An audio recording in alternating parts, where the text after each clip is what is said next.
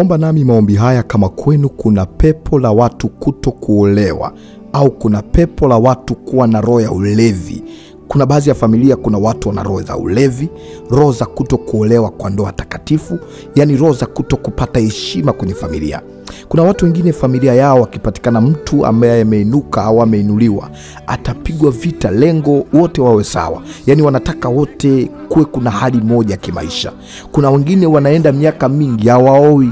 Huenda kwenu kuna roho hiyo. Pengine wewe mpaka wakati huu hujaolewa au hujaoa mpaka wakati huu, au kwenu kuna roho ya ulevi, au kuna roho ya wanawake wengi. Yani wanaume wa kwenu wote au kwa asilimia kubwa lazima wawe na watoto wa nje, au wawe na wanawake wengine, au wawe na watoto wengi, au ndoa za watu wengi kwenye familia. Hii kitu kama hujaikataa na kama hujaivunja, ina kawaida ya kuendelea. Hujaenda hospitali ukakuta na ugonjwa fulani, ukaulizwa kwamba kwenye familia yenu hakuna mtu mwenye shida kama hii, hamna mtu ambaye amewahi kutokea mwenye shida kama hii. Kama mambo ya kidaktari na kisayansi yanaamini ya kwamba kuna vitu kwenye familia, kama kuna mtu aliwahi kupatikana navyo, vinaweza kumpata mtu mwingine. Vivyo hivyo kwenye mambo ya kiroho ni zaidi. Kuna baadhi ya vitu kwenye familia kama hujavikataa vinaweza vikakupata. Ukaona kwamba umelaaniwa, ukaona kwamba maisha yako sijui yapoje, na ukajikuta unashindwa kutoka kwenye jambo hilo. Kumbe ni madhabahu za familia, kumbe ni miungu kwenye familia. Huenda hata wewe unanisikia, pengine uko kwenye ndoa, Mungu amekupa neema, lakini ulipitia nyakati ngumu mpaka kuipata ndoa. Kama hujavunja huo utepe, haujavunja huo muunganiko, watoto au watu wa nyuma yako wanaweza kupitia kwenye jambo hilo. Angalia mtu ambaye unapitia nyakati ngumu ya kupata ndoa. Angalia background ya kwenu, watu waga wanapitaje kwenye jambo hilo. Ukigundua kwamba kwenu kuna watu wanapitiaga nyakati ngumu, yani mpaka mtu ametoboa, ni amepambana kweli kweli, amefunga, amevunja, ameharibu, ametoa sadaka, amesimama na Mungu kweli kweli, basi jua kwamba ni vita ya familia. Kati ya vita ambayo waga inakuwa ina nguvu ya mafatilizi ni vita inayotoka kwenye damu, vita ya damu. Kwa sababu gani? Inakuwa ina uhalali. Uhalali unaopata wapi? Ni kwa sababu kuna muunganiko wa asiri ambao hata ukisema nimeokoka au unaenda kanisani, haukufanyi wewe utoke huko. Utabaki kutumia jina lile lile, utabaki kutumia mambo yale yale, na damu yenu itakuwa ni ile ile. Kwa hiyo unahitaji nguvu special ya kiroho itakaweza kukutoa hapo. Unahitaji maombi special ambayo yako kwa ajili ya jambo hilo, ili aweze kukunasua kwenye mtego huo. Na ukiomba haina maana ya kwamba hautakiwi kuwa na mahusiano na familia, no, ila tunatakiwa kuvunja baadhi ya vitu ambavyo kwenye familia huenda si vitu vizuri. Maagano ya familia yanatesa watu wengi. Vyakurisi vinaumiza watu wengi, na bahati mbaya sana kadri vinavyoendelea kuendelea ndivyo vinapata nguvu. Biblia inasema kwamba mtu akiwa amefanya agano, akiwa yuko hai, agano lile halina nguvu, lakini kama amefanya agano akafa, agano lake linakuwa na nguvu. Kwa maana hiyo agano linapata nguvu baada ya mtu aliyelifanya kufa. Huenda kwenu kuna watu walitangulia, walifanya maagano fulani, halafu leo hii hawapo. Maagano yao yamekuwa na nguvu tofauti na vile walivyokuwa hai. Ni kwa sababu katika ulimwengu wa kiroho, mtu anapokufa huwa hafi katika vitu alivyoviweka vya kiroho. Yani vile vitu vya kiroho huwa vinaendelea, tabia za kiroho huwa zinaendelea, mambo ya kiroho huwa yanaendelea. Yeye amekufa, nafsi yake imekufa, lakini kuna vitu vyake vinaendelea. Hujawahi kusikia watu wanarisishwa uchawi? Hujawahi kusikia watu wanarisishwa mikoba? Mtu alikufa zamani, lakini kuna mkoba unaendelea. Wanamtafuta mtu kwenye familia ambaye anaweza kubeba ile miungu, au kuchaguliwa na miungu, au kuendelea kuiongoza miungu. Kuna watu kwenye familia yenu kuna roho za kiganga. Yani kuna watu walikuwa waganga, roho ya uganga ipo, unajitahidi kuikwepa, inakutafuta na wewe. Nataka nikuombee. Mungu ni wa huruma, Mungu ni wa upendo. Alijua ya kwamba tunateswa na mambo hayo. Sisi kama Waafrika wengi tulikuwa asili tunategemea mambo ya kimila na miungu. Kwa wakati ule huenda alitufaa, lakini baada ya Yesu Kristo kupatikana na baada ya Yesu Kristo kuingia ndani ya mioyo yetu, tunahitaji kuyaacha mambo ya kimila ambayo yanakuwa yanatuweka mbali na Mungu. Kuna baadhi ya mambo ya kimila ni kuyaepuka kwa sababu yanaamsha ile miungu, yanaamsha zile madhabahu, yanaamsha vile vitu. Wengine mmezaliwa kwenye familia za kichifu ambazo zina miungu mikali, zina madhabahu kali, unajitahidi kuzikwepa, zinakufuatilia. Fanya maombi kila siku, tafute Mungu, fanya ibada, endelea kumtii Mungu, achilia sadaka zako, achilia muda wako, funga, tafuta Mungu, Tafuta uwepo wa Mungu, utauona mkono wa Mungu. Nataka niombe na wewe sasa. Unaweza ukainua mkono wako, ukasogeza sauti hii karibu na wewe, alafu funika macho yako. Kaa eneo la utulivu. Tunataka tujinasue huko ambako kwa kila mtu kwa asili yake ana vitu vyake, ana vitu vyao ambavyo hata kama umesoma, una level gani, una muonekano gani, vile vitu vinaweza kukupata na kufuatilia. Mungu Baba, nimeinua mkono huu, ishara kusalenda mbele zako, ya kwamba tulitumaini miungu, tulitumaini waganga, tulitumaini watu ambao wana majina, tulitumaini watu ambao waliinuka kwenye familia, machifu, mamalikia wa familia na wengineo, lakini hatujaona msaada wote. Tumekuja kwako Bwana Mungu, ninainua mkono huu, najiunganisha na mtu huyu ambaye naye ameinua mkono wake, ishara ya kusalenda, amefunika macho yake, anahitaji akutane na wewe. Kuna mtu ambaye amecheleweshwa kuolewa, mpaka sasa hajaolewa. Mwingine ameingia kwenye ndoa, ndoa ni magomvi. Mwingine yuko kwenye ndoa, amepata nafasi ya ndoa, lakini tatizo la uzazi linamsumbua. Mwingine watoto wanazaliwa wanarithi tabia za ajabu, wamelisi miungu ya ajabu, wamekuwa hawaelewi, wamekuwa ni wanasumbua. Mungu Baba, ninakusii, ingilia kati.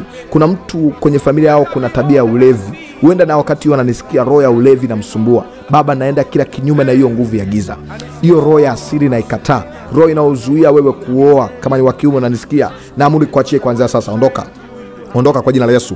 Nakata hiyo connection, nakata hizo muunganiko. Huo muunganiko wa jina, wengine mmelisi jina lako sio la kupewa kwa kuchaguliwa, ni jina ambalo lilikuwa umelithi, ni jina ambalo alikuwa nalo bibi, shangazi, mjomba, alikuwa nalo mtu fulani kwenye familia, na wewe umepewa, na bahati mbaya sana mpaka yale matabia yake yamekuingia. Na kutenga na hizo miunganiko, na kutenga na hizo spirit, zikuachie kwa jina la Yesu, zikuachie kwa jina la Yesu, zikuachie kwa jina la Yesu. Navunja hiyo madhabahu ya miungu, navunja hivyo viungu, navunja hiyo milima, navunja hayo mabonde, na pasua hiyo miti ambayo ndio maagano ya machifu na miungu, ndio maagano ya kwenu, ndio maagano ya wazee, ndio maagano ya kurithi. Navunja hiyo mito ambao walikuwa wanaenda kutambikia na kuunganisha watu, navunja katika jina la Yesu. Na pasua hiyo ardhi ambayo imefunika majina yenu, na pasua hiyo makaburi ambayo yanawaita katika kila siku, yanawaita katika ulimwengu wa roho, ya kuachie kwa jina la Yesu. Naondoa hiyo roho chafu inayozuia usionekane, naondoa hiyo roho chafu inayosema wote natakiwa muolewe na watu wa aina moja na nyie. Na kataa huo muunganiko, na kataa hilo agano likuachie. Natuma moto hapo ulipo, hiyo nguvu ya Mungu naiachilia. Natuma nguvu ya Mungu, natuma nguvu ya Mungu, natuma nguvu ya Mungu, natuma nguvu ya Mungu, natuma nguvu ya Mungu, na kutoa huko, na kutoa huko kwenye hizo madhabahu, na kutoa huko kwenye hizo madhabahu za kukwamia hapo. Kama kuna magonjwa ya asili ambao wote mnaumwagwa hayo magonjwa, wote mnapitia kwenye pito hilo, navua hilo pepo kwa jina la Yesu. Roho ya kukuzuia kuolewa, ondoka roho chafu, toka kwa jina la Yesu. Mwachie mtu huyu, umemfunga vya kutosha. Wengine ni wazaliwa wa kwanza, mpo kwenye familia, mmezuiliwa msiweze kupenya, ili wengine wakatiwe hapo, ili wengine wazuiliwe hapo. Natuma moto tokao mbinguni, ulambe kila nguvu za giza, ulambe kila madhabahu za kipepo, zikuachie, zikuachie, zikuachie, zikuachie, zikuachie. Naona nguvu ya Mungu inafurika, naona kuna vitu vinakatika, naona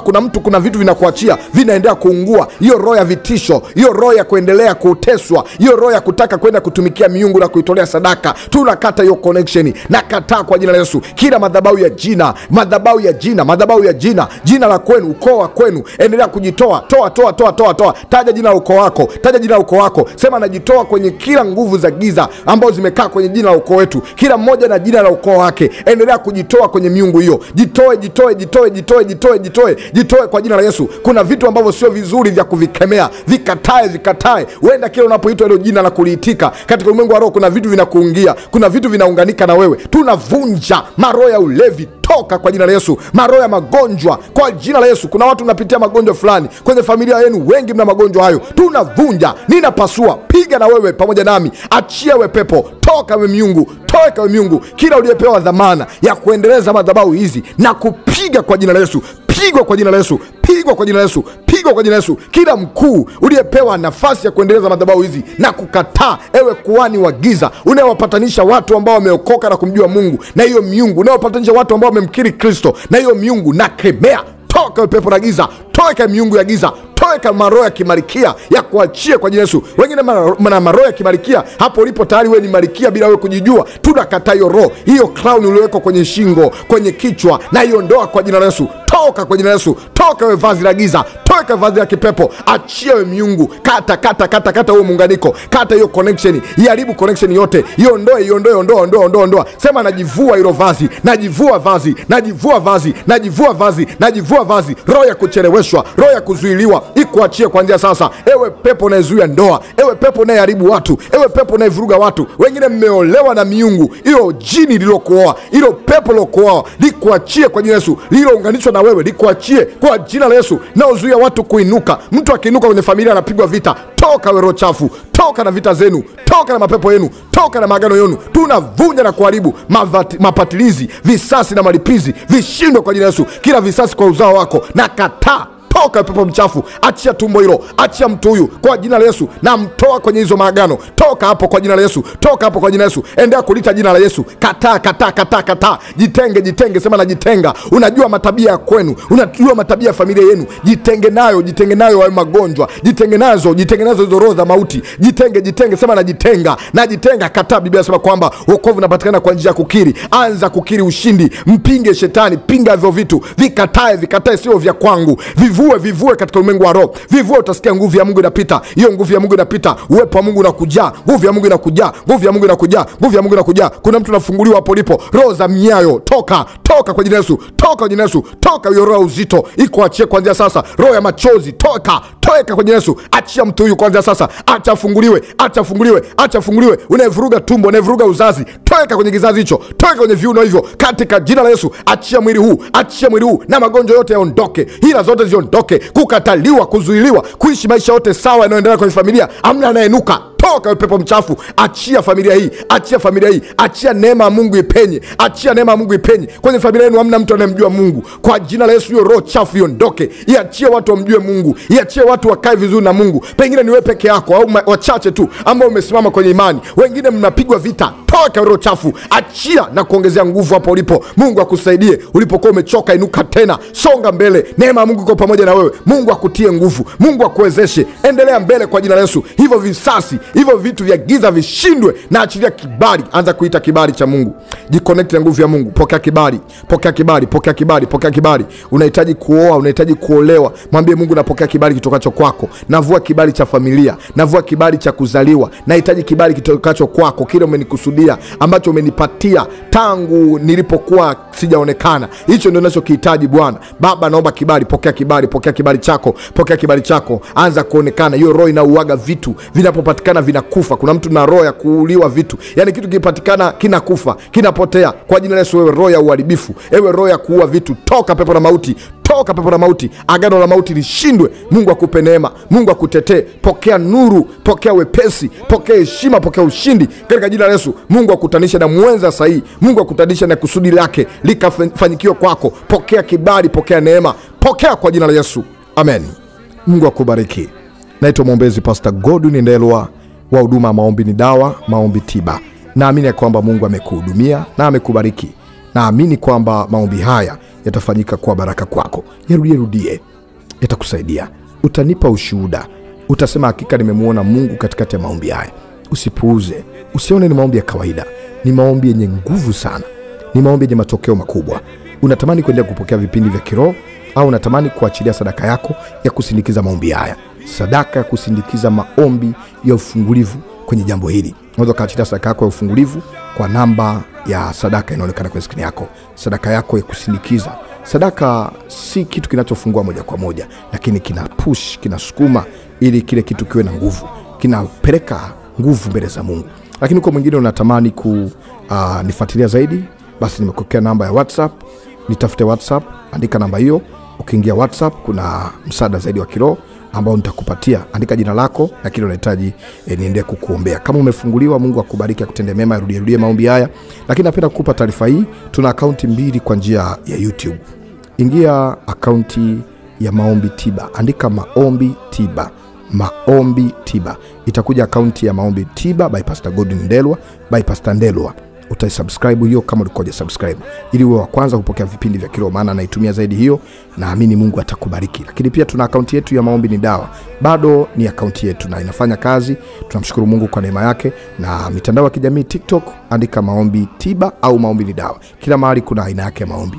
Mungu wa mbinguni akubariki, akutendee mema.